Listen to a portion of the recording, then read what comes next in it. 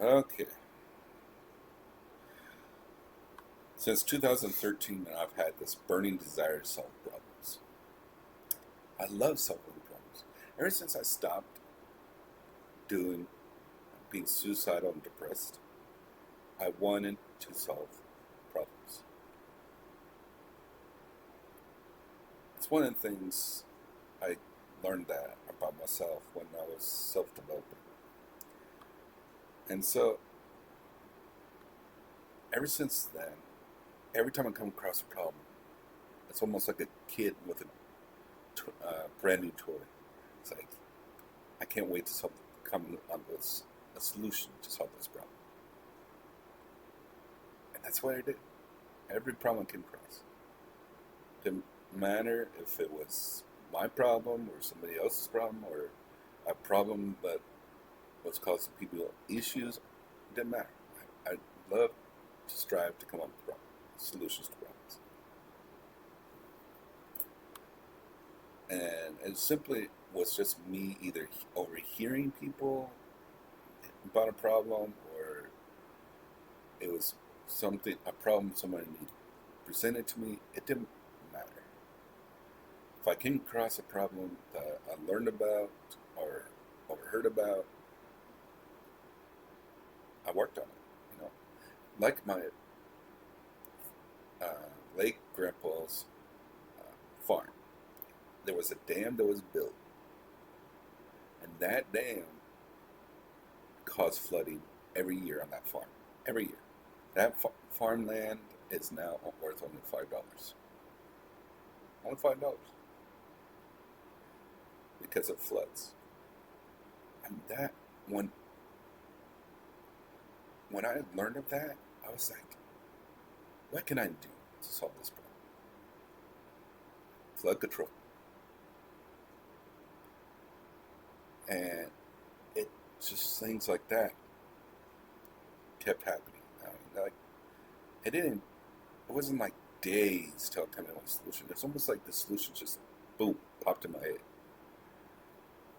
And when I meditate, even when I meditate, I can see those solutions.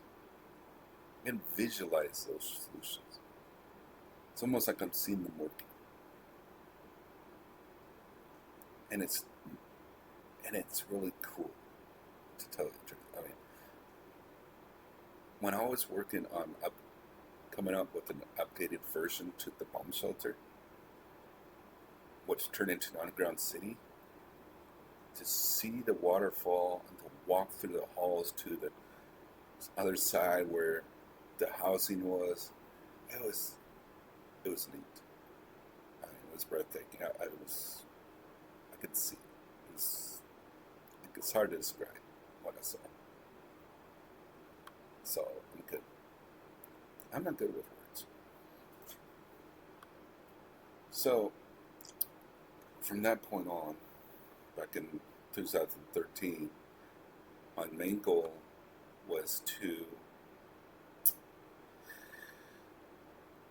not only work on these projects, but also strive to get a good paying job and use that money to fund my projects and build working prototypes and then test them and then pitch them to companies and get royalties. It was supposed to be an easy plan. Simple. No problem. Nope. Didn't happen. First setback. I was curious about FedEx, about delivering packages. So I decided, let me work for a company for delivering packages, and that's when I got hired by FedEx. Temporary job during the holidays, and that's when I started working for them, and I heard problems about backs and knees and surgeries on knees and backs, and that's when I was like, how can I help these drivers not have to deal with back pain and knee pain? Deliver these packages day in, day out, month in, month out, year in, year out. I can help. And that's when I came out with the driver assistance program. And I was like, developing it, working on it, all that stuff. Sometimes a brand new problem could keep me up at nights because I would be so anxious to work on it, to continue developing it as much as I can. And I'm not talking about developing them on paper or anything. No, I always been security conscious where every development's up here and visualizing it and working on it. And kind of like the solar power self-driving car. I've been working on that since 2009. I was ready to implement that one. But anyways, the driver assistance program, I went as far as I could with that one. And it's not hiring anybody. It's just, I don't know what else to call it. I just call it driver assistance program. Basically, they don't have to deliver packages themselves. All they have to do is just drive to the place. It gets delivered, and yeah, I don't want to say too much because yeah, I these solutions are to help feed my family. So yeah, no, I won't say too much. But then, as I was trying to prove myself to the company so that they can keep me on full time, permanent, and I had this very difficult route, and I don't know. No matter how much I try to run, and fast walk, no matter how much I tried to deliver all these packages, I couldn't. I couldn't get all the packages delivered. So one night, while I was delivering a package, I slipped on the ice and fell on my knee. Little did I know that the more I kept driving, the more painful it got. So I had to go to the emergency room to get it checked out. They couldn't find any broken bones or anything like that. What I didn't realize was that they should have did more tests, and I should have saw an orthopedic person, not a person that specializes in only bones. I didn't know that at the time. So for the next 4 months, with everyone saying there's nothing wrong with my knee, I had such a painful time driving that when my temp work was done with FedEx, when I got the call to continue working for them, which I was striving to do, I couldn't drive. It was so painful that I couldn't brake. I had to brake with my left to be able to drive. And even pushing the gas pedal was painful. When I had to go to the emergency room again in March because things were getting so painful, I thought the only solution was to try to put weight on my left side with help of a cane, but I think that made it a little bit more worse. And they gave me an anti-inflammatory medicine that actually started helping. It didn't fully heal my knee, but at least it helped. And from that day on, I still couldn't brake, but I could at least push on the gas pedal without excruciating pain. But my days for delivering packages was over. So funding my projects and getting my projects up and running ended there. So I went to coding because I found I liked coding, so I figured, okay, well, I'm going to start learning coding. So while I was learning coding, and before I forget, that was my second time being homeless. Because since I couldn't drive and I was having difficulty driving around, and my wife was in Kenya because she hasn't had a residency yet at that time, I was the only one providing for the house. So I couldn't work, I couldn't drive, and we ended up homeless. My son that I had with me, he ended up going to some friends and staying with them until I could get us back on our feet and get my wife back over here permanently. And So yeah, well, I ended up living in my car for a while, and then we got on our feet and lived with some friends for a while, and got started getting back on our feet. She joined the military, and I started working on coding, learning coding, and where things were going good for a while. Think we're starting to get a solid foundation on our finances. So I was learning coding because there were some solutions that required software. So I thought I'd learn coding and work on that. In the meantime, I went to a trade school to learn how to be a mechanic, not only to earn some money for my family and to possibly even earn money for to fund my projects, but I also build my own power self-driving car. Yeah, my second setback. Well, even before that setback, that would be my third setback. My second setback was when my eyes decided that they're going to tell me that I have not been blinking for I don't know how long when I'm looking at computers, and that I end up developing a dry eye issues to the point that I became light sensitive, and I had to start wearing glasses right when I turned 40, basically. And then, anytime my eyes start having really dry eye issues, or I start getting pain along here that ends up back here.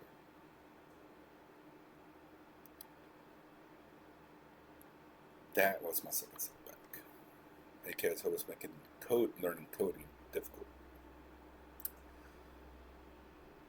Then in my third setback was 1 month after graduation from trade school. I went for a training for a job for furniture repair. And that is when I found out I should have never gone to furniture repair because I was striving so hard to try to staple leather to one frame. Everything was going great for the training. Everything. I was doing really well in training. But as soon as it came to trying to staple leather to one frame, I couldn't do it. And I knew my family needed me to get this job. And I knew I needed to get this job to help fund my projects. So I kept pushing myself, and pushing myself. Two-handed, one-handed, left hand, right hand. I tried and tried and tried until pop. And that was it. And then I started having issues with my hands from that day. And little did I know, I was dealing with chronic pain for 3 years, and that's why it was difficult for me to do. That's why I couldn't do any work, so we ended up being homeless for a third time. So, second time was when second time was during my knee injury. Third time was when I injured my hands. And we ended up living with family. And for 3 years, I had to wait on doctors to eventually figure out it was chronic pain I was dealing with, and I had to go through therapy, and now I could go back to the workforce, but the problem is my hands are limited of what I can do. And lifting a fryer basket is difficult. Oh, it seemed like everything I tried to do to move forward, to get these ideas up and running, has ended up with failure. From affiliate marketing and getting no sales. After 5 months, even when I had money, I was paying for marketing. Still no sales. Even after failing to get accounting and nobody gave me any chance, even though I kept up with my knowledge of bookkeeping and how to do it, because I did volunteer work and I found I was good at it. So I figured I'd keep up with it, even though I was doing these other things like delivering packages, coding, stuff like that. Still kept up with it on the side. But still, despite all that, I couldn't get into bookkeeping either. So I had to go back to physical labor jobs. And now my back is constantly paining when I'm doing physical labor. To the point that sometimes it's hard to even get out of bed. And I'm only working maybe 12 to 16 hours, and that's 2 jobs. And that's per week. So one job could be 8 hours, another job could be 4, or another job could be 12, and then another job would be 4 or 5 or 6. So yeah. And now I have to do 20 hours just to be able to get food stamps. And what I'm doing now is already painful enough. And I still haven't got one project. So everything is becoming impossible to do. Even making money is becoming impossible. And I know some of you are probably thinking, what's your wife doing during this? And I'm just going to say I'm not going to get into that. Because that's a whole other issue, and that's just between my wife and I. And so I'm not going to talk about that. Me, I'm just continuing to strive, to keep trying, keep pushing myself, to get these ideas going, and to try and make money not only for my family, but also try to get money for these projects and moving forward. I refuse to give up. I don't care how much pain I'm in. I don't care if I end up in a wheelchair, barely able to move my hands. I don't care. I'm going to keep striving. Even if I'm on my deathbed, I'm going to keep striving. And I would love to see the flood control system up and running. The learning program to help me learn things faster up and running. A device that can help me speak clearly without miscommunication, without messing up with my words or phrases or something that pours out my mouth, because I have no filters for my words. So anything can come pouring out my mouth. So anything that comes pouring out, this device will help me be able to speak with filtered words and yet also speak clearly. So people stop being confused, scratching their heads going, what is he saying?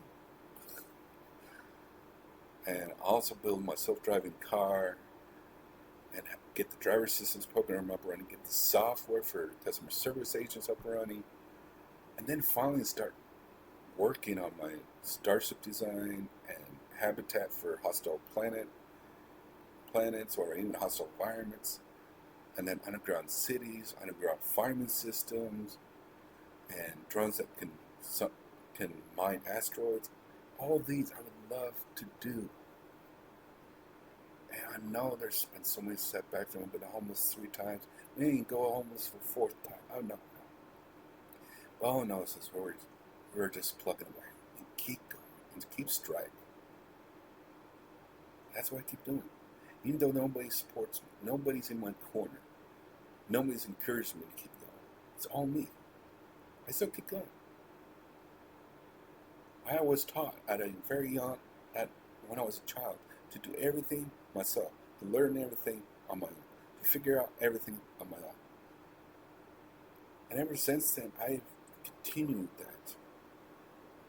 And I continue trying to get everything done on my own. I've reached to the point now that I'm like, God, you need to find some way to get these ideas up and running. Even that means bringing in some help. But I'm not going to start reaching out to people saying, can you help me? No. Because I don't like being taken advantage of. And from my poor communication, people are probably just going to be like even more alienated and be like, what would be my motivation? What am I going to get paid to help you? And stuff like that. So no. God would have to bring somebody along. And as for the funding, God will have to provide because my body's failing on me. But, you know, I may be praying for help, for God to do something, but I'm still trying to do things on my own. So I'm just not going to lay around going, okay, God, I'm going to wait. No. I'm going to keep trying to do things on my own. No matter how much pain I'm in. Because it's my desire, my burning desire to get to it. And I would love nothing more than to do that for the rest of my life. Just work on solutions in my simulator and then build blueprints based off of the work I do in the simulator. And I can't begin to describe how a burning desire it is in here that I want to do. This development of solutions problems. There's this power issues that are in Kenya. Power comes and goes, right? Well, I don't know if some of you know about that, but I even came up with an idea for that to solve that problem. But to this day, I have gotten nowhere closer to getting anything up and running, let alone solving our own financial problems that actually works. So, despite all that, I'm not giving up. I'm going to keep going. And I don't care what condition I'm in, or how much pain I'm in, I'll always keep going. I always live by this. I think I saw the movie once. Never give up, never surrender. And that's what I'm doing. That's what I'm doing. I'm not giving up. I'm not going to surrender. I don't care how many setbacks and homelessness I face.